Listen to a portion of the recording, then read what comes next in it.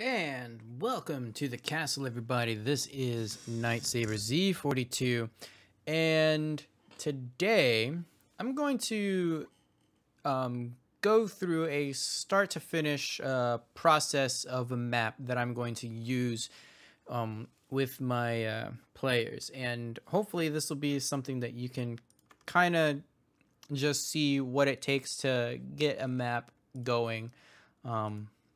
And this is what I would do, and it's going to be something quick and easy, nothing too extensive.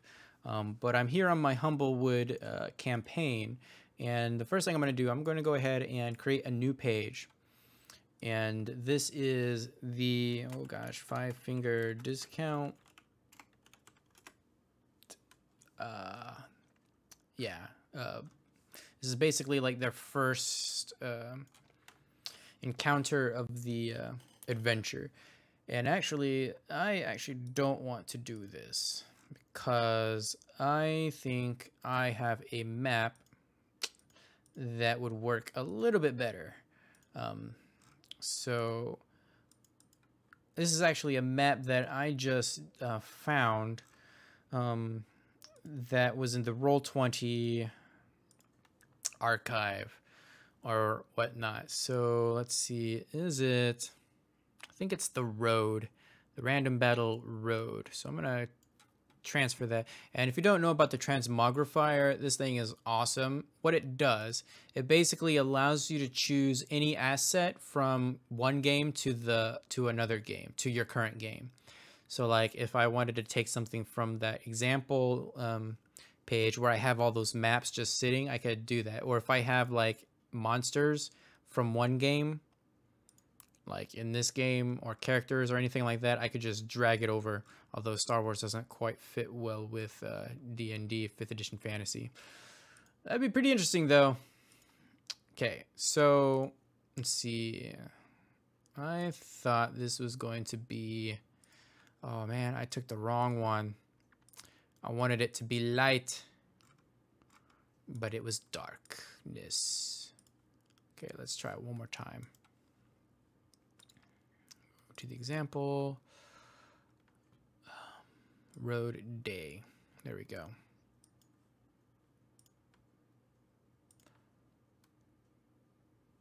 For some reason, it is archived. That's interesting. Okay. So I see this map right here. And there's a couple things that we're going to do. If I remember correctly, this is an object. It is not an object. Is it a GM? Nope. Is it part of the map? Yes, it is. Okay. So I've chosen a map, and now I'm going to start customizing it to just some things in general. Although I kind of want this taken out. I want it to be something like that. So I'm taking four squares off from the width. So let's go ahead and do that.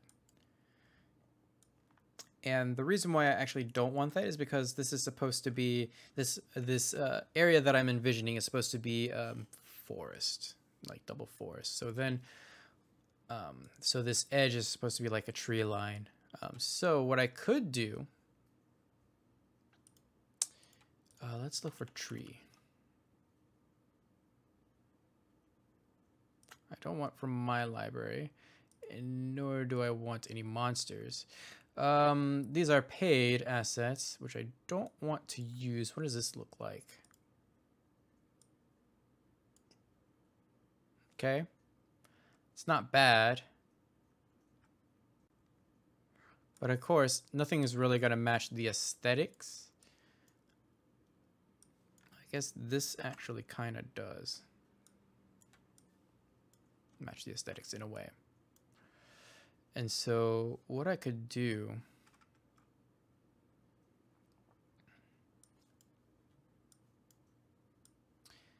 is is kind of just arrange it so that it doesn't look the same.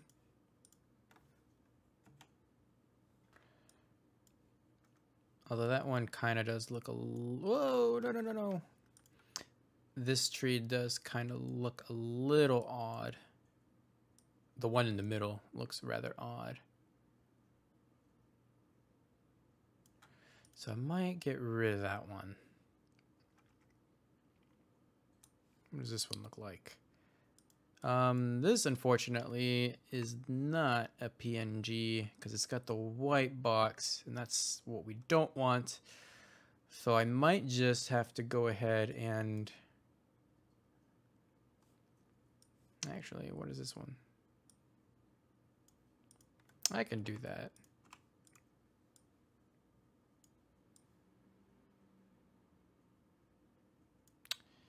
It might have to be a little bit smaller. And then we'll just copy that and turn it a little bit. And there we go. We got some trees that don't quite look the same. Okay, so I've got trees on both sides. I mean, I know it kind of looks really, really odd. And what I would do if I really wanted it to match, I would actually just in Photoshop take this out and just paste it on the other side. But this is going to be something quick and easy. So I have this all set up. With the map, why don't we add some dynamic lighting, I suppose. So I'm going to go ahead and turn it on. I'm also going to turn on daylight mode because there's a couple things that I would like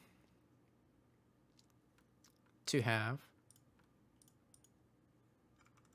And that is, let's say that I have an enemy behind this cart.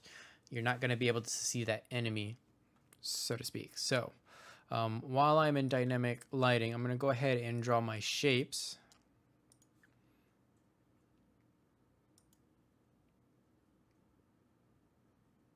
Just like so. These trees.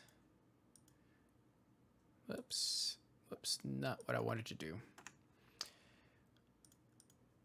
These trees will have a big X because you're not going to be able to see past the tree.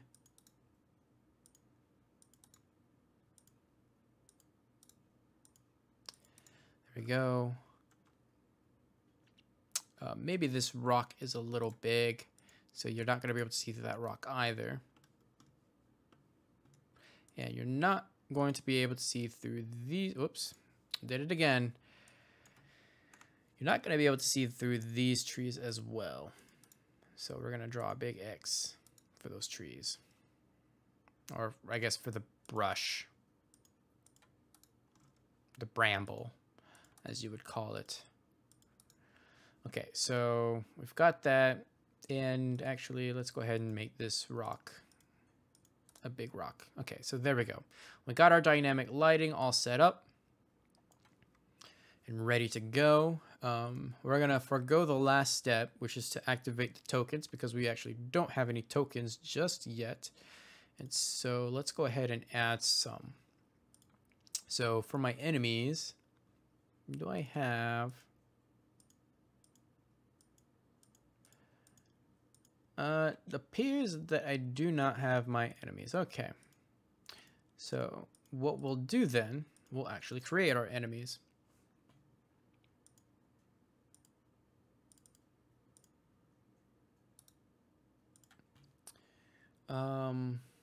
Which means I actually need to find it in my PDF super duper quick so I can actually put in these stats. I am looking for a Mapak Bandit. There he is. Okay. So what we'll do for enemies, this is a CR, oh, wrong one, CR 1/8. So I'm just gonna fit that right in here with the CR zeros. We're gonna add a character, and this is going to be the Mapak Bandit. He is a medium humanoid, even though he's an animal. with an armor class of 12, and he's got that leather armor. He's sporting that leather armor. It's pretty groovy. 9 hit points, or by the formula is 2d8. Speed is 30 feet, and he can climb 20 feet. So I'm basically just looking at my PDF over here that I have open, and I'm just inputting this information. Very low, some low intelligence, and bada bing, bada boom. He does not have any saves, so we don't need to worry about that. Does not have any skills, so we don't need to look at that. Damage vulnerabilities, does not have any, but he does have damage resistance. So if you're one of my players, go ahead and look away so you don't know this guy's weaknesses. Not that you're gonna have any of his weaknesses at level 1. For senses, he does have dark vision, 60 feet, and he's got a passive perception of 11, which I'll go ahead and put there. For languages, he knows bird folk and Mapak, and his challenge rating is 1/8, which should, yep, go ahead and put that to 25. Token size is going to be 1 because he's a medium creature. He's not spell casting. He doesn't have any reactions or mythic actions, and so I'm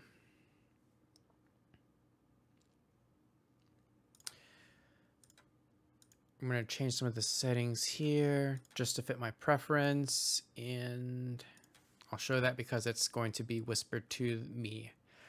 Okay, so he has resilience, and I'm actually just going to copy and paste that from the PDF itself. There you go. Weird formatting. Resilience. We'll add another one. Whoops. Because he's got Skulker. So it gives him advantage on stealth checks.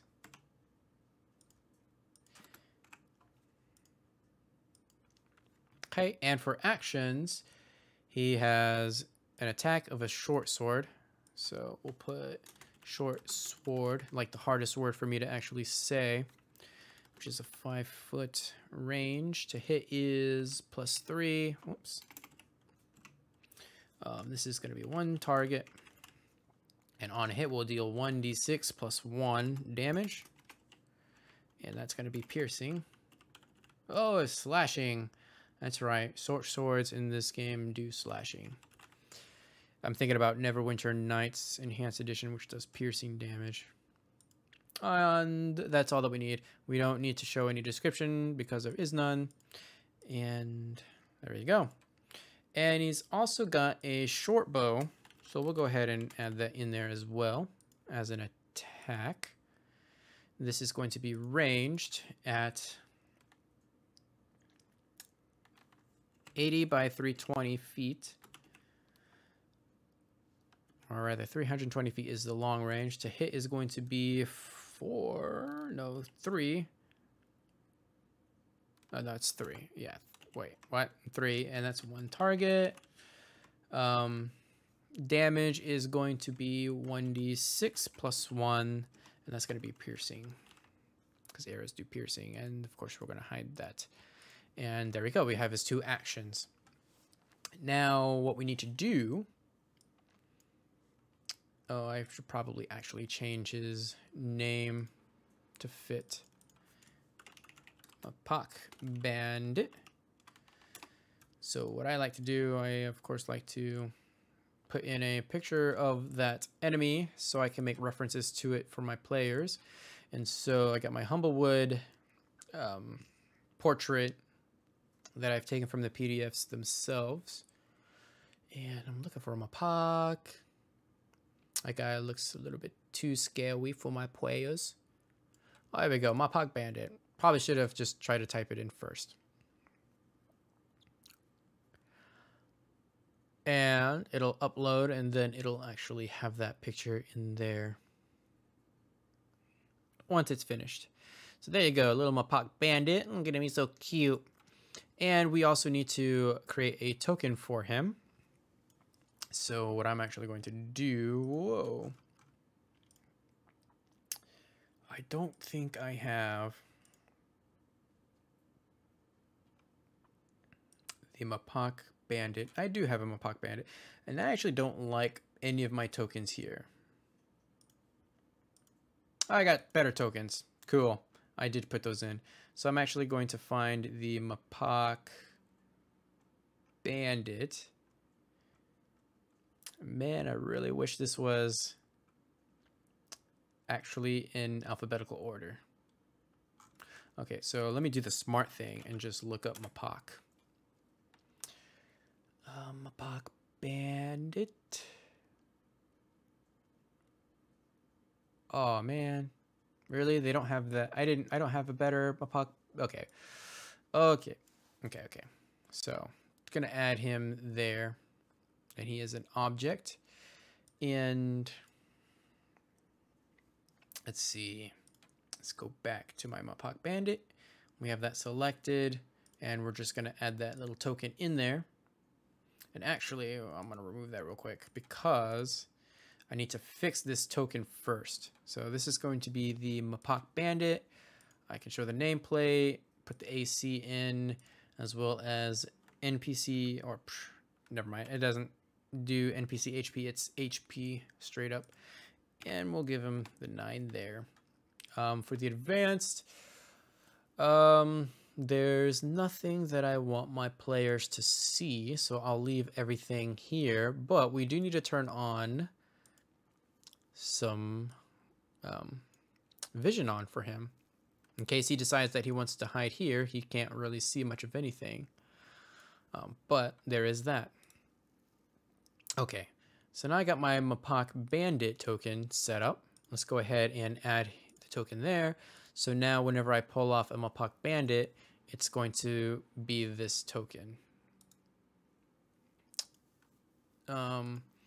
Now, what I will need to do though is even though I take out another one, if I change his HP, it's going to change the HP of the other one as well.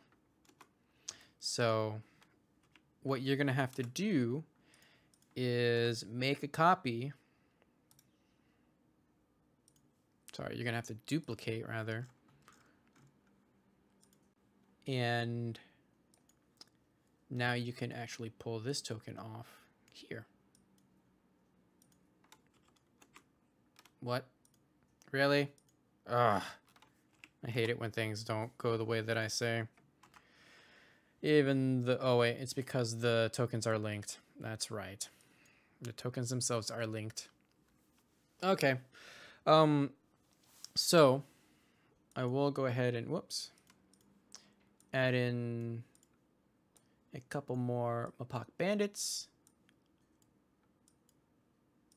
And all of this statistics on the token itself, my players will not be able to see. Only the GM will be able to see that.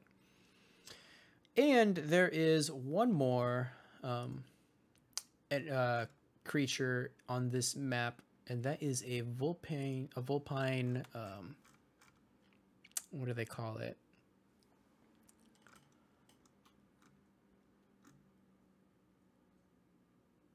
I think it's just supposed to be a vulpine, which I do not have. Okay. Yeah, and that's okay. So what I can do instead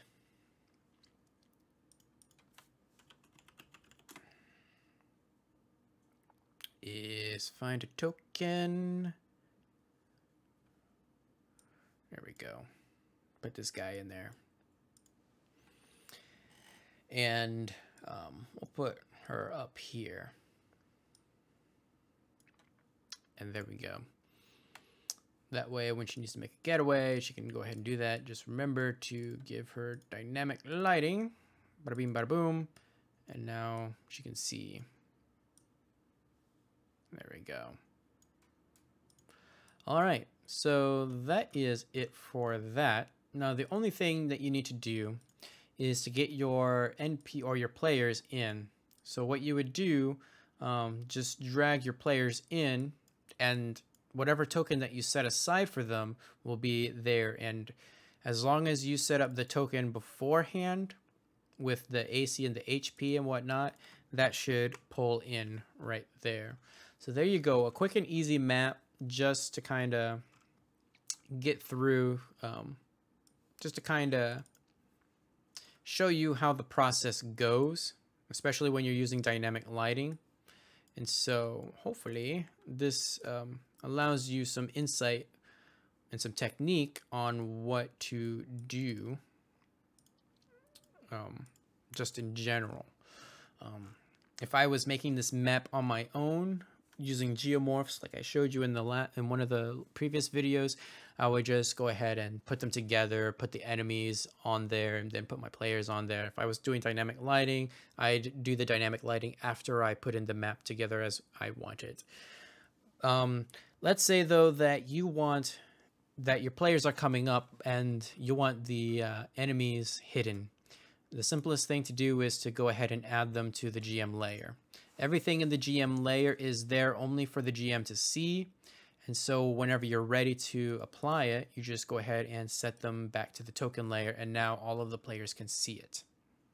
So just a little quick hint for you there, of what you can do for that. So thank you guys so much for watching. Feel free to leave a comment down below. Check the description for Facebook and Twitter information and whatnot. And if you have any ideas for further tutorials, or if there's something that you think I forgot, go ahead and comment that down below. And please give this video a huge thumbs up to support this series.